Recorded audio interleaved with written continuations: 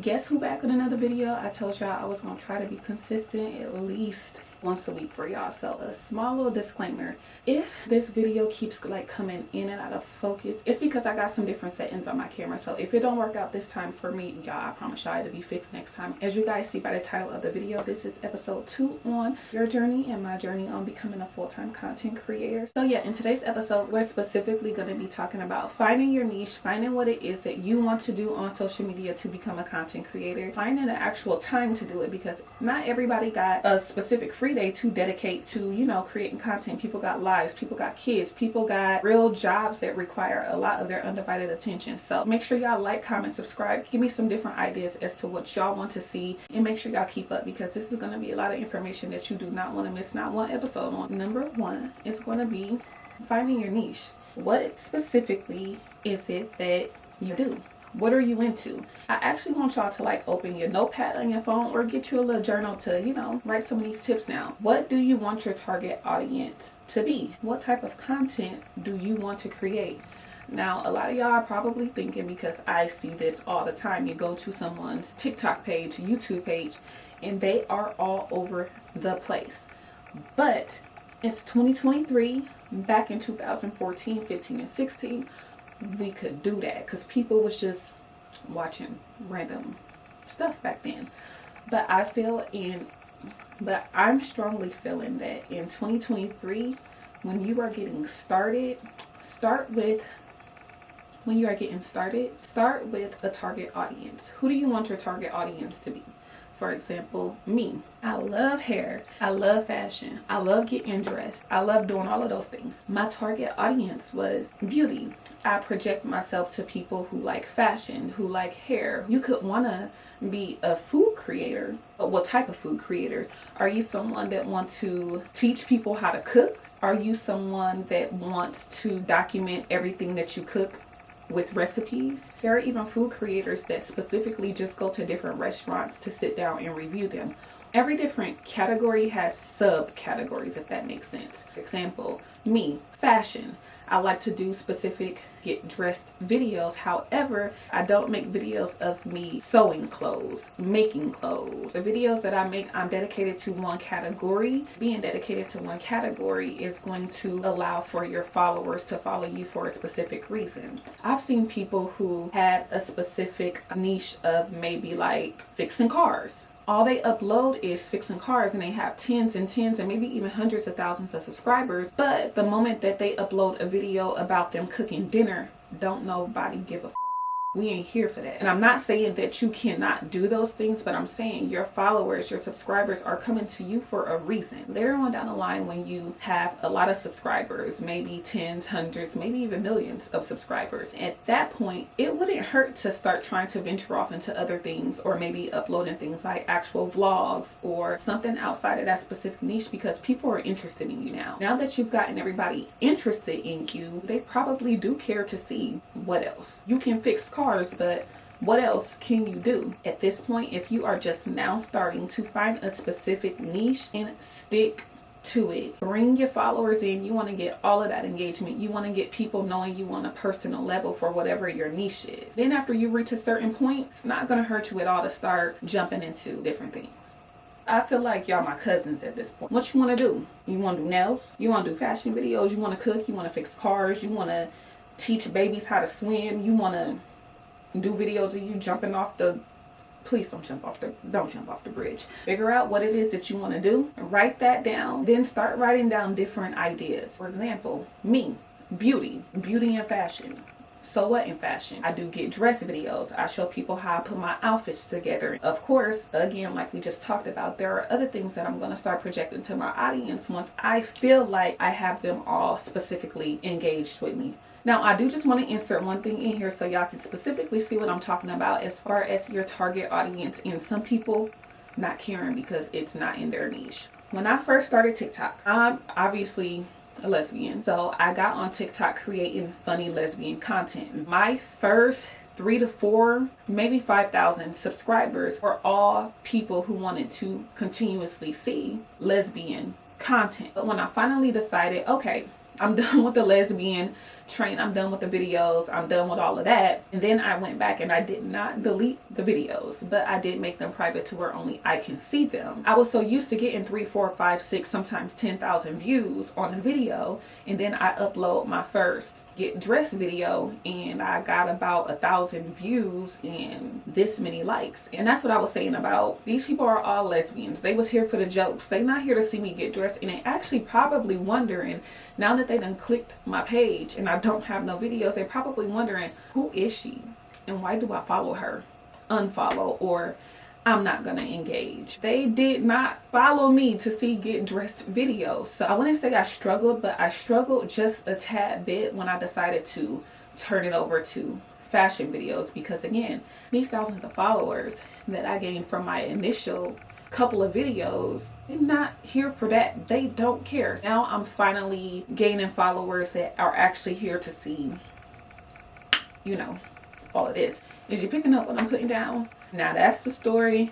Let's move on. So in episode 1, I kind of talked to y'all about what people feel like they need. I did just want to put a little segment in here about something that I feel like it's important for y'all to know. You do not, I promise you, you do not need that high-rise apartment. You don't need the condo. You don't need all of that aesthetically pleasing stuff. You sit around and wait until you get those things, baby. When you finally get those things, creating content gonna be the last fucking thing that you're worried about. Use what you got. I don't care that your floors are brown hardwood. I don't care that your door's brown. I don't care that you got carpet. I don't care about none of that. Find a way to do it. Because a lot of these folk on TikTok, on YouTube, go back to their first videos. Some of them did have it made. Some of them had that life and all of that. But we always speaking upon the majority of us. Didn't have it for a minute. Some people probably still don't got it. I just wanted to throw that in there before we got on to our little next segment.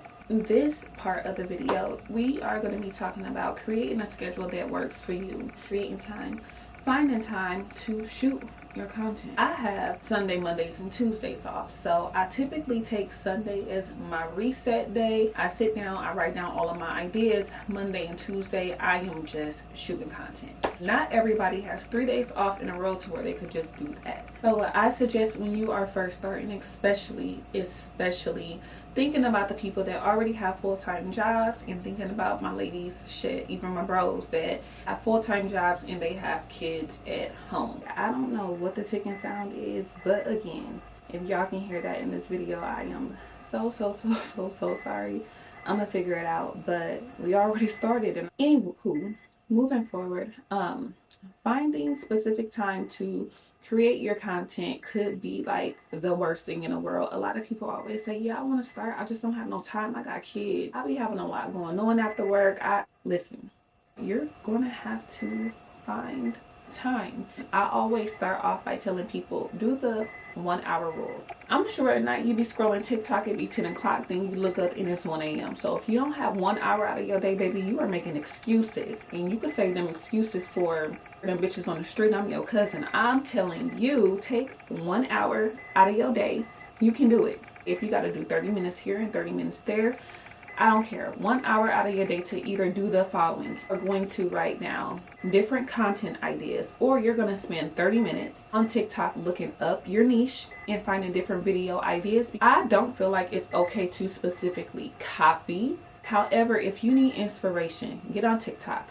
Get on Pinterest, get on YouTube, see what the other girlies that are in your niche, see what they're doing. As you're starting off, if you want to post 3-4 times daily, do that. If you can only post 3-4 times a week, do that. First day, researching your niche. Second day, recording, taking the pictures. The third day, editing. Make sure you get it perfect, or as perfect as you feel like it could be. What's perfect for me ain't gonna be perfect for you. Fourth day, post the content. Take your time, make quality content, learn how to edit, you're gonna be good. Finding time to be rich off content all 2023, having to find time to change your life, it's an excuse. I know specifically Monday, I'm not doing nothing else. My friends, don't call me to go to brunch unless they got some green apple martini. But Don't call me to come to brunch. No, I don't want to go out to dinner. No, I'm not doing nothing else. No, I'm not laying on that couch. I'm getting up even on the days that I do not want to, y'all. It's so gloomy outside. I'm always want to look like this, but am I always going to want to do this? No, but I'm still going to show up and I'm still going to get it done. Make this a part of your job. And that leads into the next and final lesson for this specific video. Your social media matters. Let's clean it up, okay? Cleaning your social media up, or specifically even making a specific social media dedicated to whatever content you are trying to create. If you want people to follow you on social media, y'all, let the crazy names go. I don't want to follow user 320499998. I don't think y'all would want to follow me if my name on TikTok was Barbie. You bitches can't fuck with me even if you had a chance, even if God presented you the opportunity. Flowers. I don't think you guys would want to follow me if y'all came to my page and I'm supposed to be creating get dressed videos, but I have a fighting video right here. What I suggest, especially with Instagram, if you're trying to become an influencer, and I kind of do feel like a content creator and an influencer are two different things, but that's going to be in episode 3. If you go to your Instagram and you still have pictures with like the Snapchat filters going around your head, you know, like the flowers and shit that we used to do, how we used to be real fly back in 2016, 17, please clean up your page. You know what you want your feed to look like. You don't let you become Cardi B overnight and somebody is able to go back and grab them photos that you thought nobody was gonna see or remember. They're gonna be able to pick that up and throw that back in your face. I mean, not that you should care, but I'm just saying, go back, delete all the old photos. You don't even have to delete them, just set them as to private. If you gotta make a new page, do that. If you want your personal page and your content page like I have, just do that. What we learned in this video is finding your niche, creating the content, and cleaning up your Instagram. Like, these are all things that you need to do to become successful. And even though I'm listing these things in this order, there is no particular order in which you need to do things. Do what's best for you. Like I said, what works for me may not work for you. What worked for you may not work for her, but it may work for her. Do you? I don't know about y'all, but my camera is my meal ticket. Make your camera or your phone your meal ticket. I talk to myself anyway, so why